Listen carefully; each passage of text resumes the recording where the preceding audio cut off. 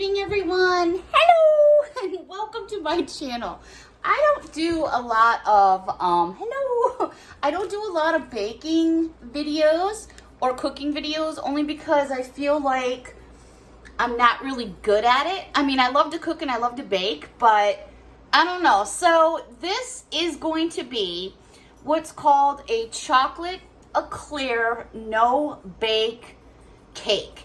It is not my recipe. My sister, one of my sisters used to make this all the time. She got it from a friend at work, but you know what? I think this is kind of like plastered all over the internet. It's really simple. What I'm gonna do is the best I can, so bear with me as I start to like get more into videos like this. I just want it to be fun. And yeah, so I'm just gonna jump right into it and show you what you need to do. I will do the best I can to edit the video so you guys aren't watching anything that's boring, like 3 minutes of mixing. I'll try to speed it up, but just gonna try to have some fun with this and show you a little something real quick and easy to make, whether it's just for yourself. I do recommend, however, this dessert really needs to be cold when you eat it. So I would highly recommend that this is a dessert that you want to make either the night before you're going to serve it or early in the morning, so it has at least 8 to 10 hours to chill in the fridge, because that's when it tastes the best. Okay, so I'm just going to adjust the camera a little bit here. Hopefully I'm not going to screw this up too much. Alrighty, so obviously your basic items that you're going to need. You want these 3 packages is consistent of 1 box of graham crackers. You don't have to get Nabisco. Get whatever you want. These are just a brand name from ShopRite, which is a store out here on the East Coast like Jewel or what Dominic's used to be, store like that. So 1 full package of graham crackers, 2 Jello in the French vanilla, and these are the 3.4 ounce sizes. A container, and here's the store I was just talking about, ShopRite. That's one of our stores out here. 1 8-ounce container of whipped topping. And if you want to change that to like a light, but don't change your flavor. But you can do light or less fat or fat-free, however you want to do it. If you have some Hershey's syrup around the house or whatever you use for your chocolate milk, as long as it's a syrup form, not powder. Any type of frosting that you would like. You want to do like a milk chocolate. If you go to dark, I don't think it tastes the same, but you could use dark chocolate if you wanted to. This is a 16 ounce. Really doesn't matter the kind, just anything. Get yourself a spatula. Get yourself a mixer. An extra bowl. A measuring cup. You need some moo juice. I highly recommend using, if you can, whole milk. If you use like a skim milk or like even 1%, you're not going to get the same effect. So you can go like to 2%, but I wouldn't go past that. Just a personal preference. You need a spatula, my Dollar Tree bowl, and then I'm just going to make this in a pan from Dollar Tree. This is a 13 by 9 that has a lid, and then I'm just going to throw it in my refrigerator. So you do not want to put anything in the pan. No spraying, no oil, nothing right now anyways. So the first thing that we're going to do is in my bowl, we're going to mix the Jello. All right, so we're just going to dump it in. Now, if you want to hand mix this, you can. My arms get tired too fast, to be honest with you. So I'm putting both packages of the Jello in the French vanilla. You definitely want the French vanilla. If you use the regular vanilla, it doesn't taste right. It just doesn't give you the same taste. What we're trying to do is duplicate the taste of a chocolate eclair, which is basically a puffed pastry filled with custard and then chocolate on top. And they're very, very yummy. But right now, with the way that our world is, a lot of bakeries are closed right now. This is going to tell you, in order to make this, I believe, is it 2 cups of milk? My bad. Yes. 2. Okay, so I'm having a moment here. How many cups of milk is this? If I want to make apple pie a la mode, blend ingredients. Am I seriously having a moment?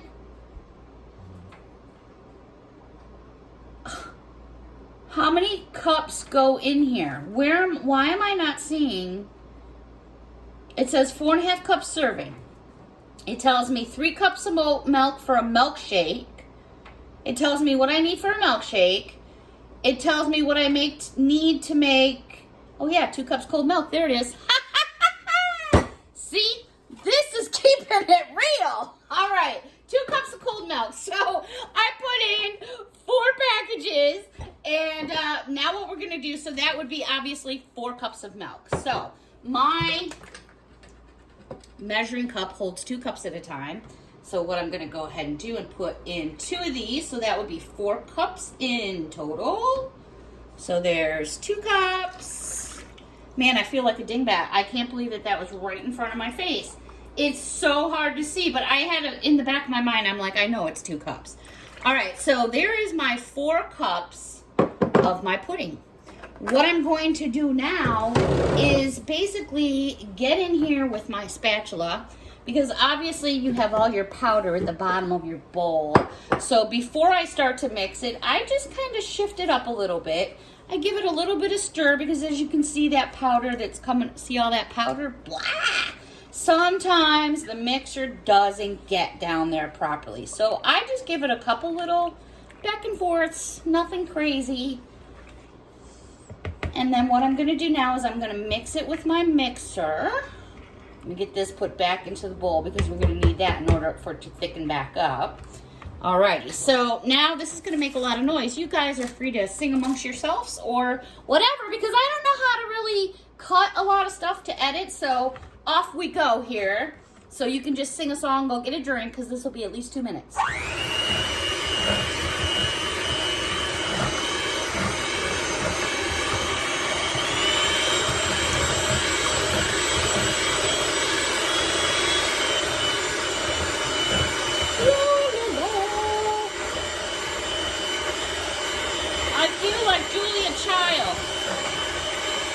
I probably almost look like her too at this point. My mom, when she came over from England to America, and she was learning how to make American dishes for my dad, my mom used to watch a lot of Julia Chef. So I always remember a little of this in the kitchen. And then she would have her cup of sherry, Julia Child I'm talking about. She'd always have a glass or 2 of that. Most hysterical lady, but she was so smart. Way before her time, in my opinion. Now, obviously, as you can see, I'm being a little messy here because I'm trying to blend faster than I should, and my bowl's not that big. So I have a little bit of splash going on here. So I just need to slow my mixer down a minute, because obviously I'm trying to do this quick. Who was in the background looking at me? She's literally right next to me on the floor. She loves to be in the kitchen with me when I'm cooking. And I think the main reason for that is because if I drop something, she's there to pick it up for me. There is no 3-second rule here. She just grabs it and goes. Alright, so this is starting to thicken up nicely. I'm just going to crank up my speed a little bit more. Again, this is such an easy treat to make. Oh my god, and it is so good. And basically, it's just graham crackers, pudding, frosting. I mean, yes, there's calories, yes, there's sugar, but, you know, it's not the end of the world. Obviously, if you're on something where you need to watch your sugar, you can always use a sugar-free. Oh my gosh, look at this. All over my Rae Dunn. I am such a slob. You can always use a sugar-free pudding. I just don't want you to alter from the actual flavor of the pudding, because then that is just going to change it all up. All right, I'm just going to mix this for another moment real quickly here. I want it just a little bit thicker. I just wanted to make sure that I didn't have a lot of powder at the bottom.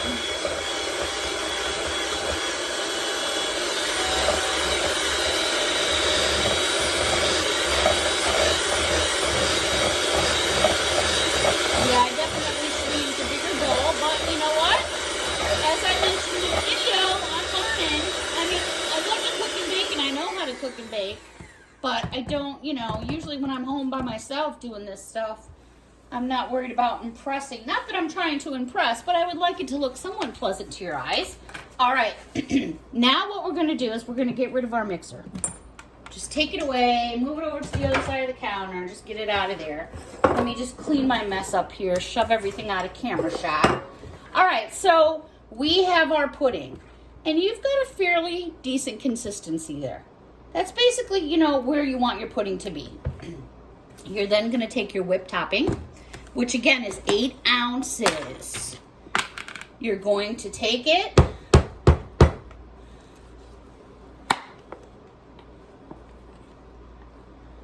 and say, see ya. Now, you do not want to use your mixer at this part. You want to fold this in. The reason why we're folding it in is because we want a creamy consistency, but we don't want to whip the pudding so much into the whipped cream that it's just so blended together that you don't really get the taste difference. So you just fold it in, you know, back and forth a few times. You don't have to get crazy. Just fold it in. Make sure you're bringing it up from the bottom using that spatula.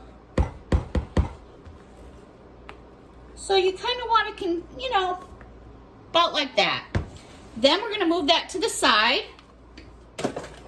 We are now going to take our tray and open our graham crackers. Let me see. The tray looks better.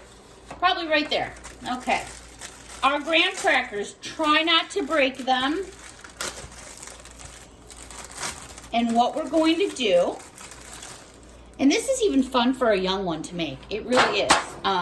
So what we're going to do now is we're going to take the graham crackers and we're just going to layer the bottom first. These do not have to be perfect. They're not going to be perfect, but you want to try to fit them in there the best you can. And sometimes you'll have to break them in half, or even if you can, break them again and line them in your pan. So we get one good flat layer in the pan. Okay, now like I said, this is not going to be perfect. It's not meant to be. You just try to do your best. All right, so what I've done is pretty much with one package, I've lined the bottom of my tray, okay? Now comes the fun part.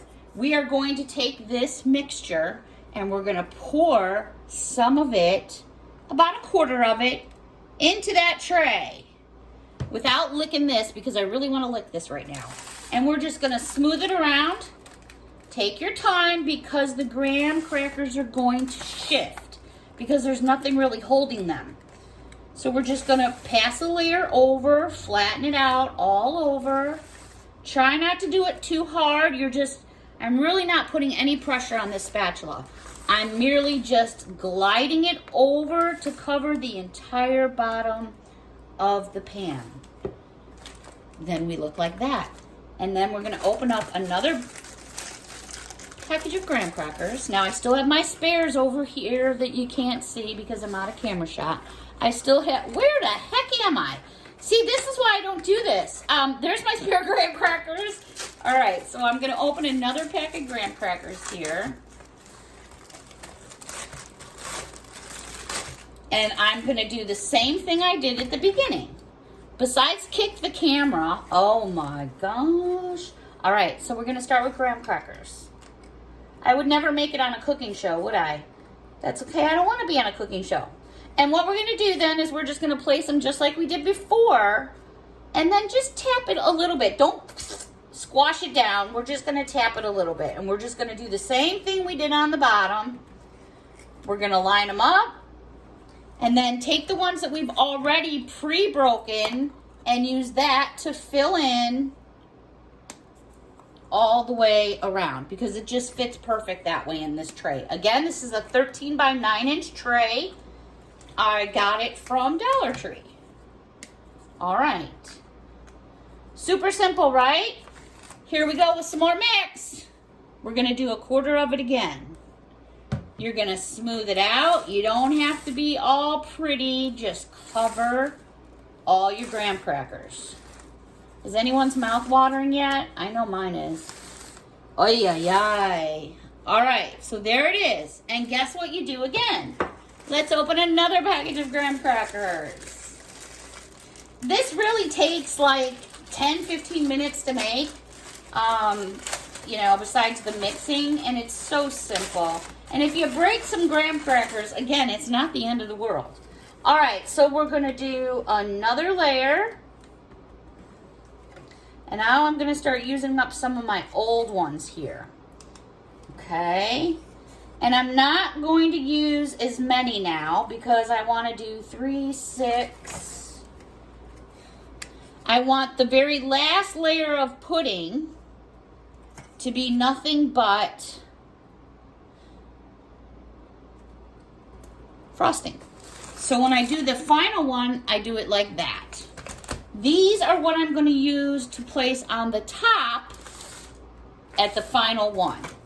So now I'm going to take the rest of my pudding, pour it on in there. It all goes in, all of it. I remember watching my mom cook and bake, and my mom did a lot of it. She'd sneak off to the washroom, or the loo as she would call it. And man, I always had my face up in whatever she was doing in the kitchen because, oh my God, I would do anything to taste some of my mom's homemade baking right now. All right, so after we spread this over the top to make it look like all the other times, okay.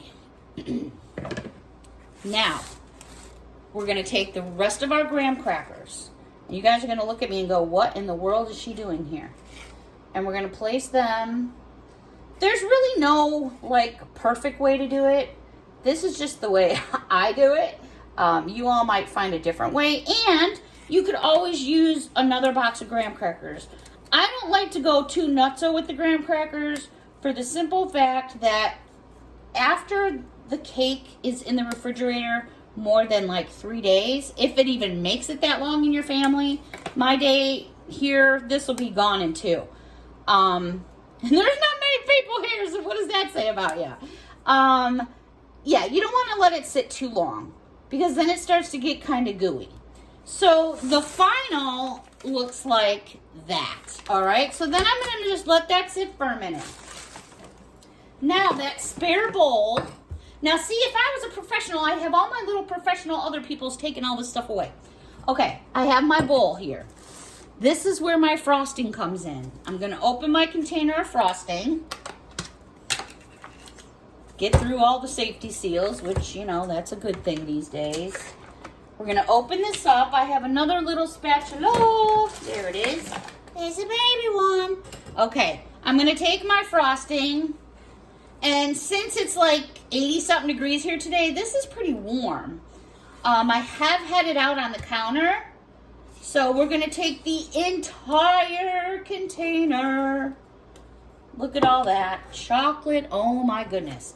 Then, about 2 tablespoons. I do it by eye, but it's about 2 tablespoons. That was about 3. And we're just going to give it a mix. And what this does is it basically is keeping everything chocolate, but it's helping to thin down the frosting. So it's easily more spreadable. Did I say that right? So it's easier to spread, not easily more spreadable. And we're just going to give it a good spin. Now, normally I would take this after I stir it and throw it in the microwave for about 30 seconds. But to be honest with you, I kind of think this might be pourable as it is. So what I'm doing is I'm just mixing that chocolate syrup in so I'm getting a thinner consistency. And you know what? I am going to put it in the microwave for about 30 seconds. So, I'll be right back.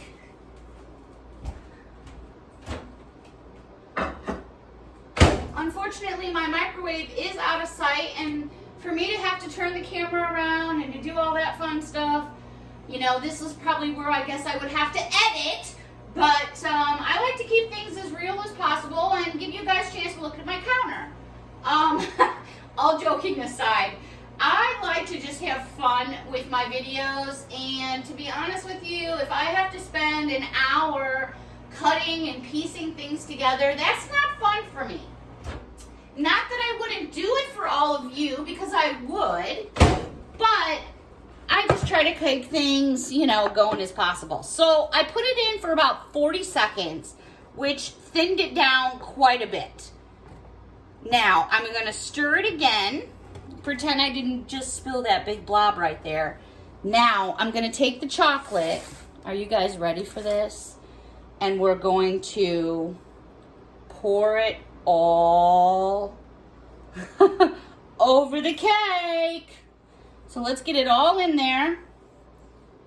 You don't want to put your chocolate in the microwave for more than a minute, especially if you have a super high microwave, because then it's just going to be so hot, it's going to pour right through everything. Now what I'm going to do is take my spatula and carefully, again, we're just gliding the chocolate around, because if you push too hard, it'll start to seep through the cake too fast. And that is the whole point of the frosting and the cake joining each other like overnight in the refrigerator. Because what's going to happen is this frosting is going to get cold, and then it's going to create like almost a ganache kind of topping. It's really shiny, and it looks really pretty. I usually like to do decorations. Sometimes I'll take where you just see that vanilla pudding right there and do some swirls. But right now, I don't want to get too crazy. I just want to be able to share something with all of you that I've been making for a really long time. My family back home always asked for this dessert. It's just super simple and it's fun. And really, if you were to take a piece of this and have someone close their eyes, they would have no idea that they weren't biting into a chocolate eclair. So really, that's it. I will end up putting the cover on. This is going to go in my refrigerator till tomorrow. If anyone's interested in me showing you cutting a piece and trying a piece, please let me know. I'm going to tilt my camera forward a little bit here so you can see me all. Besides having chocolate pudding all over me, I have chocolate all over my hands too. Hello! All right, everybody. So until next time, I'm going to go ahead and say goodbye for now. I hope you enjoyed this. I'm sure I'm going to get many that say, why didn't you fast forward it? Why didn't you edit it? Because I don't do this very often and just have to give me a chance to get better at it. All right, everybody. Until next time, I am going to have to lick this batter on the spoon and go to town. Thanks for watching. Have a wonderful evening. Bye for now.